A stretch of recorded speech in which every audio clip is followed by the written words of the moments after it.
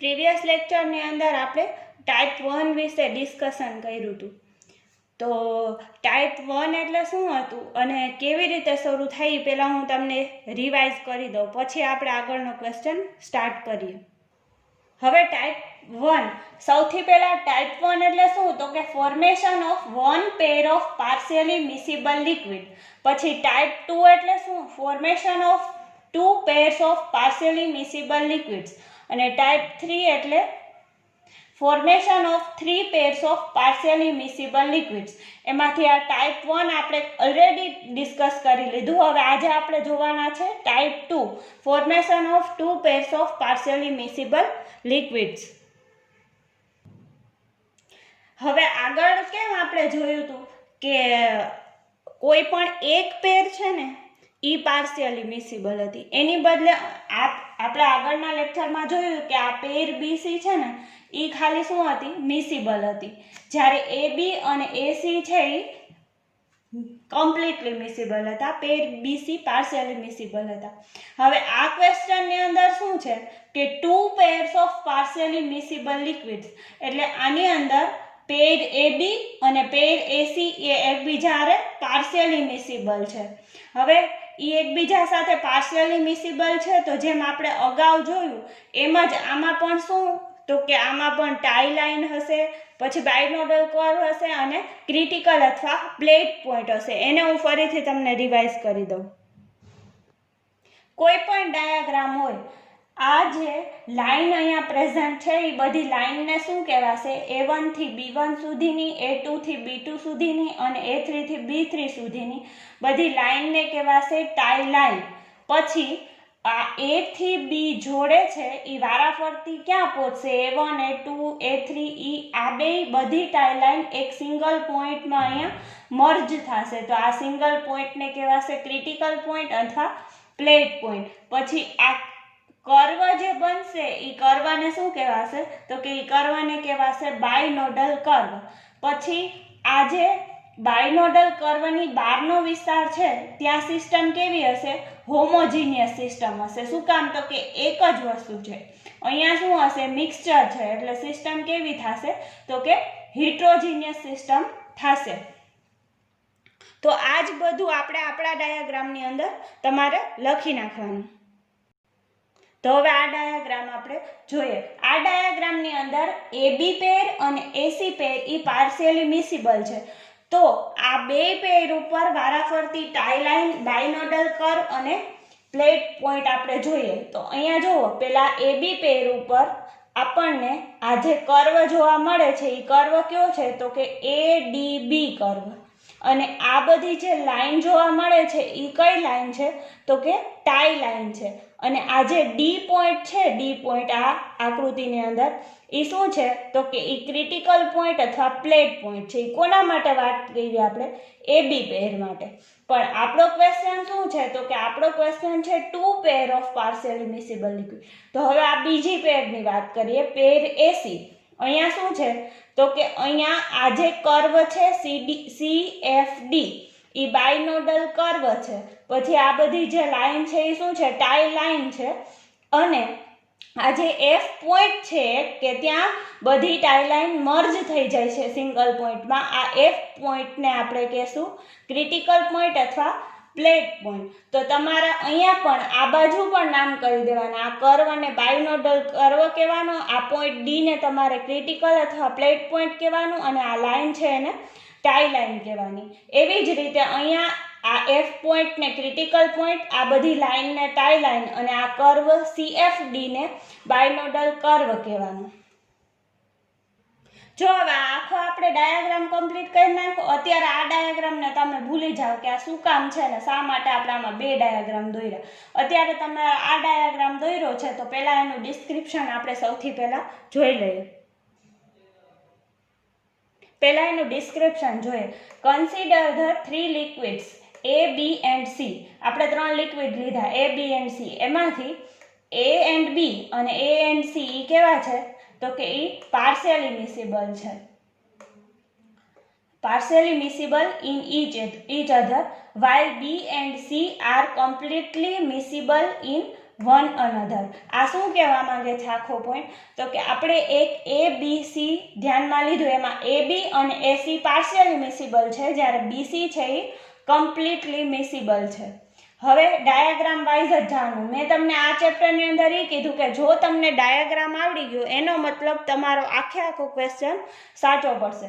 હવે જો in diagram ADB and CFD are obtained. એ હું તમને ડાયાગ્રામની અંદર બતાવું કે શું ADB છે. આ small a, D and B અને C, F અને D મળે છે. એ આ શું છે? ADB અને CFD એ કર્વ છે, બાયનોડલ કર્વ.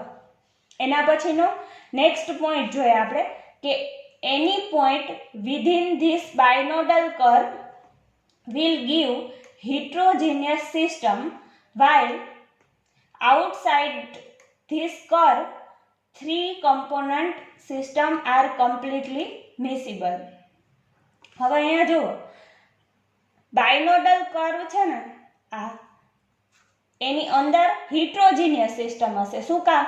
તો કે આ કર્વની અંદર A અને B નું પાર્શિયલ મિક્સચર છે અને આ કર્વની અંદર A અને C નું પાર્શિયલ મિક્સચર છે. તો આ બે કર્વની અંદર સિસ્ટમ કેવી થશે?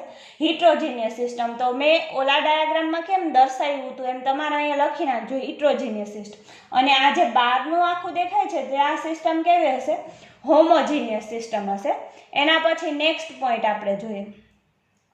The 2 points D and F are known as critical point or plate point. એ તો મેં તમને પહેલા જ કીધું કે બે પોઈન્ટ એવા, ક્યાં બે પોઈન્ટ? તો કે આ પોઈન્ટ D અને આ પોઈન્ટ F કે જ્યાં ટાઈ લાઈન બધી એક સિંગલ પોઈન્ટમાં મર્જ થઈ જાય. આ D અને F પોઈન્ટને ક્રિટિકલ પોઈન્ટ અથવા પ્લેટ પોઈન્ટ કહેવામાં આવશે.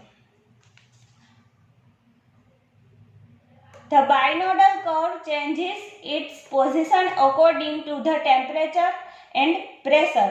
પ્રેશર પણ આવશે. હવે બાયનોડલ કર્વ છે એ એની પોઝિશન ચેન્જ કરતો રહેશે. એટલે જ મેં આગળના ઓલામાં કીધું હતું કે એ સેજ શિફ્ટ થઈ જશે, આમ ડાયરેક્ટ નહીં રહે અને સેજ ત્રાંસો હશે.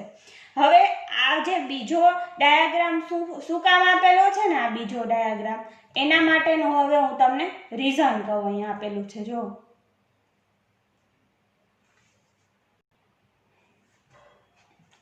In some cases, lowering of temperature એટલે ટેમ્પરેચરને ઘટાડતા, cause the heterogeneous area to be spread out and form a heterogeneous band ABCD shown in figure 2. હવે જુઓ, અમુક કેસમાં એવું થશે કે જ્યારે પણ આપણે આ જે ટાઈપનો ડાયાગ્રામ છે એમાં ટેમ્પરેચર ડિક્રીઝ કરીએ તો આ AB બાજુ અને AC બાજુ છે એ એકબીજા હારે કેવી થઈ જશે? એકબીજા હારે મર્જ થઈ જશે અને આ ટાઈપનો ABCD નો આખો બેન્ડ બનાવશે. ક્યારે? તો કે અમુક કેસમાં આપણે ડિક્રીઝ ઇન ટેમ્પરેચરમાં ઘટાડો કરતા ફિગર 1 એ ફિગર 2 માં કન્વર્ટ થઈ જશે. એટલે તમારે આ દર્શાવવું જરૂરી છે, કારણ કે અહીંયા કેવું થશે કે ટેમ્પરેચર ઘટશે ત્યારે આવો ફેરફાર જોવા મળશે. ફરીથી હું તમને એકવાર કહી દઉં કે તમારે ડાયાગ્રામમાં નોમેનક્લેચર બધાય કરવાના જ છે. જો આ ડાયાગ્રામની અંદર કેવી રીતે છે? તો કે આ ડાયાગ્રામની અંદર જે આ કર્વ આપેલું છે એ કર્વ A, D અને B એને બાયનોડલ કર્વ કહેવામાં આવશે. પછી આ A થી B ને જોડતી બધી જે લાઈન છે એને ટાઈ લાઈન કહેવામાં આવશે. અને આ ટાઈ લાઈન અહીંયા આગળ જેમ વધારતા જશું ને તે એક પોઈન્ટમાં આવી જશે, એ સિંગલ પોઈન્ટમાં મર્જ થઈ જશે. એને ક્રિટિકલ અથવા પ્લેટ પોઈન્ટ કહેવામાં આવશે. અને આ બાયનોડલ કર્વની અંદર હિટ્રોજીનિયસ સિસ્ટમ હશે અને બાયનોડલ કર્વની બહારના ભાગમાં હોમોજીનિયસ સિસ્ટમ હશે. તો એવું ને એવું નોમેનક્લેચર તમારે આમાં કરી દેવાનું છે. ડાયાગ્રામની અંદર શું લખશો? તો કે આ બાજુ આ A, D અને B એને તમે બાયનોડલ કર્વ કહેજો અને અહીંયા CFD એમાં પણ તમારે શું લખવાનું? બાયનોડલ કર્વ. પછી આ જે બધી લાઈન છે આ ડાયાગ્રામની અંદર બે બાયનોડલ કર્વમાં એને તમે ટાઈ લાઇન કહેશો. પછી ડી પોઈન્ટ અને એફ પોઈન્ટ, આ છે ક્રિટિકલ અથવા પ્લેટ પોઈન્ટ. પછી આ બે બાયનોડલ કર્વની અંદર શું છે તો કે અંદર હિટ્રોજીનિયસ સિસ્ટમ છે ને અહીંયા બહાર શું છે હોમોજીનિયસ સિસ્ટમ છે. બસ પછી ડિસ્ક્રિપ્શનમાં તમારે આ જે બધું લખ્યું એ શું કરવાનું છે, જે ડાયાગ્રામની અંદર દોરેલું છે એ બધું લખી નાખવાનું છે. એ શું થશે તો કે એ થશે ફિગર 1. છેલ્લો પોઈન્ટ તમારે શું લખવાનું છે તો કે છેલ્લા પોઈન્ટની અંદર તમારે એમ લખવાનું છે કે ટેમ્પરેચરને ડિક્રીઝ કરતા આપણો જે આ ડાયાગ્રામ હતો ફિગર એ શેમાં કન્વર્ટ થઈ જશે તો કે ફિગર 2. એમાં શું ચેન્જ આવશે તો કે ABCD નામનો બેન્ડ બનશે. શું કામ તો કે ટેમ્પરેચર ડિક્રીઝ કરતા AB અને AC છે એના અમુક પાર્ટ કેવા થઈ જશે તો કે એકબીજામાં મિક્સ થઈ જશે અને ABCD નામનો એક બેન્ડ બનાવશે અને ફિગર 1 શેમાં કન્વર્ટ થઈ જશે તો કે આ ફિગર 1 ફિગર 2 ની અંદર કન્વર્ટ થઈ જશે. હવે આ ABCD બેન્ડ છે ને એની અંદર કેવી સિસ્ટમ હશે તો કે એની અંદર હશે હિટ્રોજીનિયસ સિસ્ટમ અને બહાર હશે હોમોજીનિયસ સિસ્ટમ. હવે હોમોનો મતલબ શું થાય તો કે હોમોનો મતલબ થાય સિંગલ. તો આ બહારના ભાગમાં P બરાબર શું હશે તો કે 1 હશે. એના ઉપરથી આપણે ત્યાં બહારના ભાગમાં ડિગ્રી ઓફ ફ્રીડમ કેલ્ક્યુલેટ કરીએ. Outside the area ABCD P = 1 હશે કે નહીં હોય તો કે હા હશે. હવે F = 5 - P હોય પણ ટેમ્પરેચર ને પ્રેશર ને આપણે શું લેશું તો કે કોન્સ્ટન્ટ લેશું. એટલે સૂત્ર કયું મૂકવાનું 3 - P. હવે 3 છે. Outside the area ABCD P બરાબર કેટલા હોય તો કે 1 હોય કારણ કે ત્યાં સિસ્ટમ કેવી હશે સિસ્ટમ ત્યાં હોમોજીનિયસ હશે. તો ડિગ્રી ઓફ ફ્રીડમ કેટલા આવશે F = 2 આવશે. આખો ક્વેશ્ચન સાવ ઇઝી છે અને આ ક્વેશ્ચનની અંદર જો તમારે ખાલી ડાયાગ્રામ તમને આવડી ગયો તો આખો ક્વેશ્ચન તમને આરામથી આવડી જશે. સૌથી પહેલા ટાઈપ 1 નો ક્વેશ્ચન પૂછાય, ટાઈપ 2 નો પૂછાય કે ટાઈપ 3 નો ગમે તે પૂછાય, તમારે સૌથી પહેલા શું કરવાનું છે ડાયાગ્રામ દોરવાનું છે. ટાઈપ 1 ના ક્વેશ્ચનની અંદર સિમ્પલ ડાયાગ્રામ છે. ટાઈપ 2 માં બે ડાયાગ્રામ દોરવાના છે. પછી ટાઈપ 3 આપણે નેક્સ્ટ લેક્ચરની અંદર જોશું. તો હવે આની અંદર ખાલી બાકી શું રહ્યું છે તો કે આની અંદર એક્ઝામ્પલ બાકી છે કે એક્ઝામ્પલ કેવી રીતે આવશે. હવે જુઓ આગળ આપણે કેમ A, B અને C એને અલગ અલગ સોલ્યુશન લીધા હતા અને જોયું હતું. એવી જ રીતે જો તમને ક્વેશ્ચનો એમ પૂછાય કે explain the type 2 system for partially miscible liquid એમ પૂછાય તો સાવ ઇઝી ક્વેશ્ચન છે. પણ જો એક્ઝામ્પલના ફોર્મમાં પૂછાય તો તમારે 3 એક્ઝામ્પલ યાદ રાખવા પડશે. સોલ્યુશનની અંદર જ્યારે તમે વર્ણન લખો ત્યારે ધારો કે તમારે એક્ઝામ્પલ 1 શું છે તો કે વોટર, ફિનોલ અને એનિલિન. એક્ઝામ્પલ 2 શું છે તો કે વોટર, ઇથાઇલ એસિટેટ અને નોર્મલ બ્યુટાઇલ આલ્કોહોલ છે. હવે જો તમને ક્વેશ્ચન એમ પૂછાણો કે explain water, phenol and aniline 3 component partially miscible 2 liquid system, 2 pair of partially miscible liquid system. તો હવે વોટર, ફિનોલ અને એનિલિન કીધું હોય ને એટલે તમારે એક વધારાનું ડિસ્ક્રિપ્શન લખવાનું કે આપણી આકૃતિની અંદર અથવા તો આપણી ફિગરની અંદર શું છે તો કે ABC પોઈન્ટ છે એમાં A શું છે વોટર છે, B છે એ ફિનોલ છે અને C શું છે એનિલિન છે અને એમાંની AB પેર અને AC પેર એ એકબીજા હારે કેવી છે તો કે પાર્શિયલી મિસિબલ છે અને BC પેર છે એ કમ્પ્લીટલી મિસિબલ છે. હવે એક્ઝામ્પલ 2 વોટર, ઇથાઇલ એસિટેટ અને નોર્મલ બ્યુટાઇલ આલ્કોહોલ છે. તો વોટર, ઇથાઇલ એસિટેટ અને નોર્મલ બ્યુટાઇલ આલ્કોહોલ વાળો ક્વેશ્ચન પૂછાય તો તમારે આખો આ જ ક્વેશ્ચન ટાઈપ 2 છે એ જ લખવાનું છે. પણ ત્યાં A બરાબર વોટર લખી દેવાનું, B બરાબર ઇથાઇલ એસિટેટ અને C બરાબર શું લખી દેવાનું નોર્મલ બ્યુટાઇલ આલ્કોહોલ. બાકીનું આખું ડિસ્ક્રિપ્શન કેવું તો કે સેમ એઝ જે આપણે બધું લખ્યું ને એ બધું જ. એટલે એક્ઝામ્પલના ફોર્મમાં આવે ને તો આ ડાયાગ્રામ આ દોરવાનો. અહીંયા ડાયાગ્રામમાં સાઈડમાં તમે દર્શાવી દો ને તો વેલ એન્ડ ગુડ. અહીંયા તમારે બાજુમાં શું લખી નાખવાનું કે આ ફિગરની અંદર A બરાબર શું છે તો કે A બરાબર વોટર છે, B બરાબર શું છે ફિનોલ છે અને C બરાબર શું છે એનિલિન છે. અથવા તો A બરાબર વોટર, B બરાબર ફિનોલ છે અને C બરાબર શું છે ઇથાઇલ એસિટેટ છે. તો સાવ ઇઝી કે આખા ડિસ્ક્રિપ્શનની અંદર પછી અહીંયા તમે આવી રીતે કાંઈ ન દર્શાવો તોય ચાલે, ખાલી તમારે ફિગરની બાજુમાં શું લખી દેવાનું, તો કે ફિગરની બાજુમાં નામ લખી દેવાના. હવે નેક્સ્ટ લેક્ચરની અંદર આપણે શું જોવાનું છે, તો કે આપણો જે અહીંયાથી મેઇન તમારો ફેઝ રૂલનું ચેપ્ટર છે એમાં સૌથી વધારે 3 ઇમ્પોર્ટન્ટ ક્વેશ્ચન છે. આપણો ક્વેશ્ચન સ્ટાર્ટ ક્યાંથી થાય છે, તો કે આ 3 કમ્પોનન્ટ સિસ્ટમ છે ને એવા 1 કમ્પોનન્ટ સિસ્ટમ, 2 કમ્પોનન્ટ ને 3 કમ્પોનન્ટ, ટોટલ 3 છે ફેઝ રૂલની અંદર.